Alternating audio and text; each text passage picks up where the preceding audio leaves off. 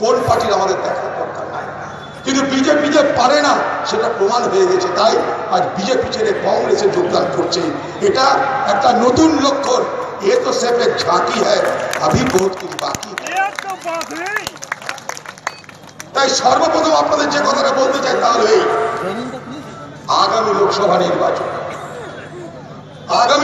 নির্বাচন বাংলার মানুষ পঞ্চায়েত নির্বাচনে যে আপনাদের ভোট দিতে দেওয়া হয়নি, পঞ্চায়েত নির্বাচনে আপনাদের দাঁড়াতে দেওয়া হয়নি, তার বদলা বাংলার মানুষ নেবে, আমি স্থির বিশ্বাস করি। তৃণমূল ভয় দেখাবে, যেমন করে পঞ্চায়েত ভোট হয়েছে তেমন করে লোকসভা হবে, যেমন করে লুট করেছি পঞ্চায়েত তেমন করে লোকসভার ভোট লুট করব। তৃণমূল ভয় দেখাবে আপনাদের। সেই জায়গায় দাঁড়িয়ে বলে গেলাম, এই পুরুলিয়ার মাঠে তৃণমূলের যত মস্তান, তোদের যত গুলি বারুদ, তোদের যত বোন, তোদের বাপ পুলিশ, তার বাপ মমতা ব্যানার্জি, সব তোরা এক জায়গায় হক। তোরা যদি এই পশ্চিমবঙ্গে একটা বুথ গায়ের জোরে দখল করে দেখাতে পারিস, আমি অধীর চৌধুরী কংগ্রেস পার্টি ছেড়ে দিব, আমি অধীর চৌধুরী এমপি পদ ছেড়ে দেব। ওদেরকে চ্যালেঞ্জ করে গেলাম, এখানকার তৃণমূলের মস্তান, তোদের বোন গুলি, তোদের বাপ পুলিশ, সবাইকে চ্যালেঞ্জ করে গেলাম এই পুরুলিয়ার ময়দান থেকে।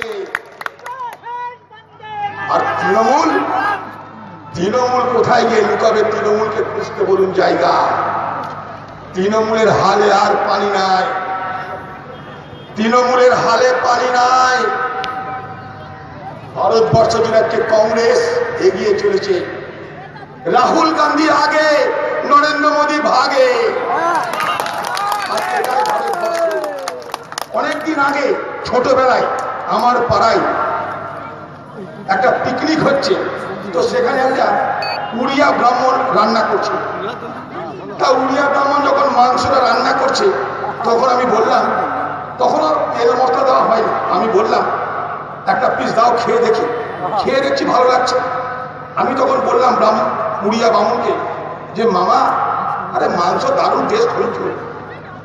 তখন মামা বলছে, ভাগিনা এখন তো কিছুই দেখো নাই, এখনো তো আদা লবণ রসুন পেঁয়াজ তেল কিছুই পড়েনি, এটা যখন পড়বে তখন তার যে টেস্ট হবে তুমি খেলে আত্মহারা হয়ে যাবে।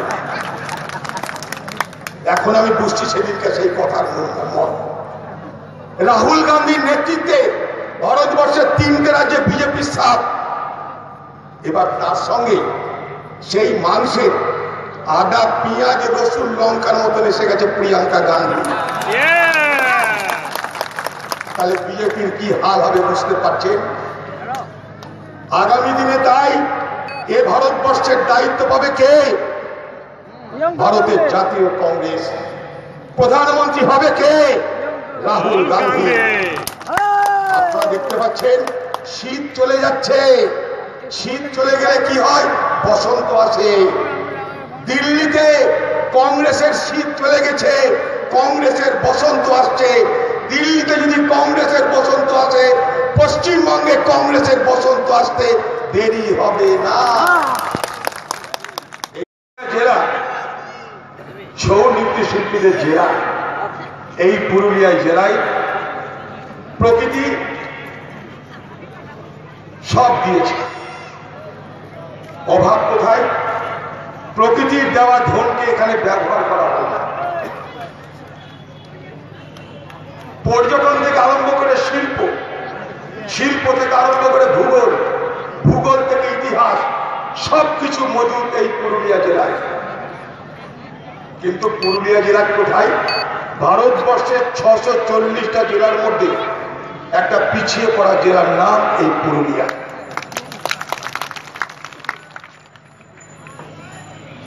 বাংলার মুখ্যমন্ত্রী মমতা ব্যানার্জি বলছে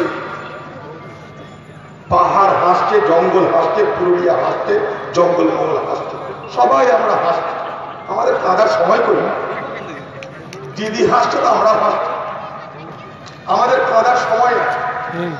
কিন্তু পাশের জেলা পশ্চিম মেদিনীপুর, 9টা শহর আদিবাসী না খেতে পেয়ে মারা গেল, রাতারাতি সেখানে প্রশাসন পৌঁছে গেল, আদিবাসীদের ঘরে ঘরে খাবার পৌঁছে গেল, আদিবাসীদের ঘরের টাকা পৌঁছে গেল, আদিবাসীদের ঘরে চাল পৌঁছে গেল, আদিবাসীদের অভাব মুছে গেল।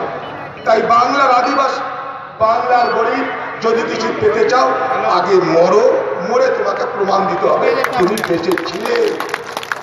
আগে তোমাকে মরতে হবে, তারপর প্রমাণ দিতে হবে যে তুমি বেঁচে ছিলে, তুমি গরিব ছিলে। না মরলে কিছু পাওয়া যায় না। আচ্ছা ঠিক আছে, বেশি করে মদ খাও, আগে মরো। কৃষক, তুমি ধান বেচতে না পেরে আগে মরো, তারপর টাকা। এখানে সব মরার পরের গল্প, মরার আগে কোনো গল্প নেই। মমতা ব্যানার্জি ঘোষণা করে যে কৃষক বন্ধু, মমতা ব্যানার্জি তার বক্তব্য কি, কৃষক যদি মরে তাহলে 2 লক্ষ টাকা। তাও কোন কৃষক? যার জমির রেকর্ড আছে, এমনি তেমনি না, যার তার হবে না, যার জমির হালের রেকর্ড আছে, হালের। পশ্চিমবঙ্গে প্রায় 74 লক্ষ কৃষি পরিবার আছে, তার মধ্যে হালের রেকর্ড আছে মাত্র 40 থেকে 50%, বাকি অর্ধেকে হালের রেকর্ড নাই। অর্থাৎ যদি কৃষক মরে অর্ধেক কৃষক এমনি পাবে না, কারণ তার হালের রেকর্ড নাই। তাহলে মরেও এখানে শান্তি নাই, কি মুশকিল। আজকে বাংলার মুখ্যমন্ত্রী তিনি গরিবের বন্ধু সেজে বলছেন ধান দিন চেক দিন, 99 টাকা, 99 টাকা ধান দিন আর চেক দিন। এবার চেক নিবে কখন? জমা দেওয়ার পর কবে চেক পাওয়া যাবে জানে না। ধান দেওয়ার জন্য কংগ্রেসের দাবি ছিল কি, গ্রামে গ্রামে গিয়ে ধান সংগ্রহ করতে হবে, মান্ডিতে নয়। কারণ মান্ডিতে এলে সেখানে ফোরেদের, দালালদের সেখানে ভিড় লেগে যায়। ফোরে দালাল বাজারে তো আছে। 1750 টাকা কেন্দ্রীয় সরকারের ধানের মূল্য। কংগ্রেস সরকারের আমল থেকে এ ভারতবর্ষে 26টা ফসলের উপরে ন্যূনতম সহায়ক মূল্য দেওয়া হয়। আপনারা কি জানেন? কংগ্রেস জিতেছে ছত্তিশগড়, রাজস্থান আর মধ্যপ্রদেশ।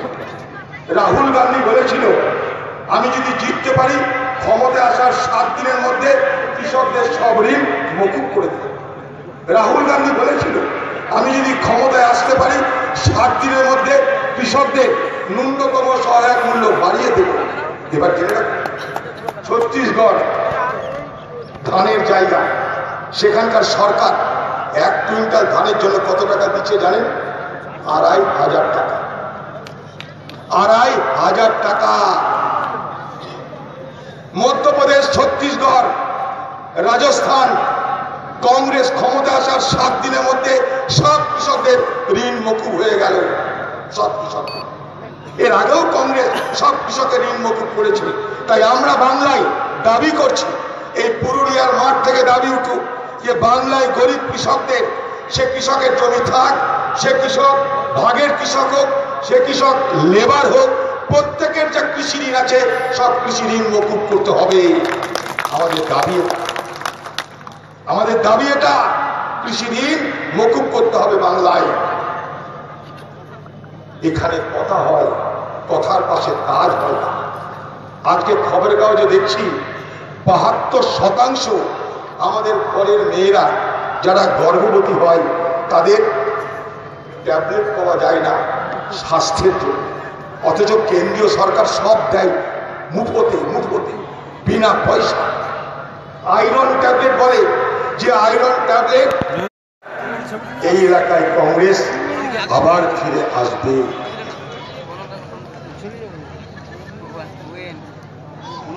আমি আপনাদের সকলের সামনে দাঁড়িয়ে সকলকে সাক্ষী রেখে একটা প্রস্তাব আবার দেব। সেটা হলো এই যে আবার নেপাল মাহাতোকে আগামী লোকসভা নির্বাচনে এখানে প্রার্থী করা হোক।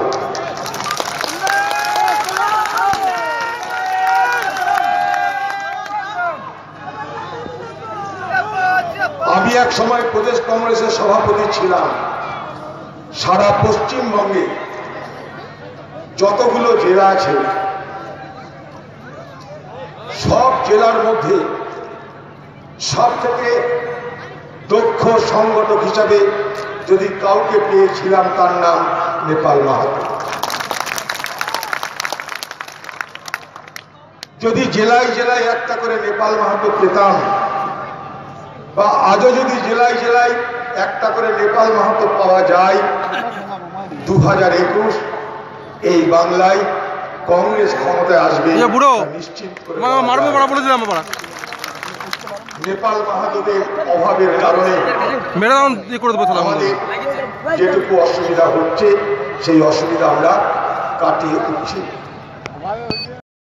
অবজারভার আছেন এখানকার মিস্টার গৌরব গগৈ, তার কাছে কি প্রস্তাব রাখবো যে নেপাল মাহাতোকে আবার প্রার্থী করতে হবে?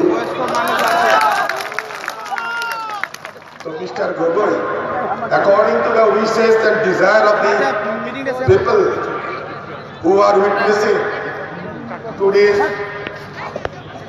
program,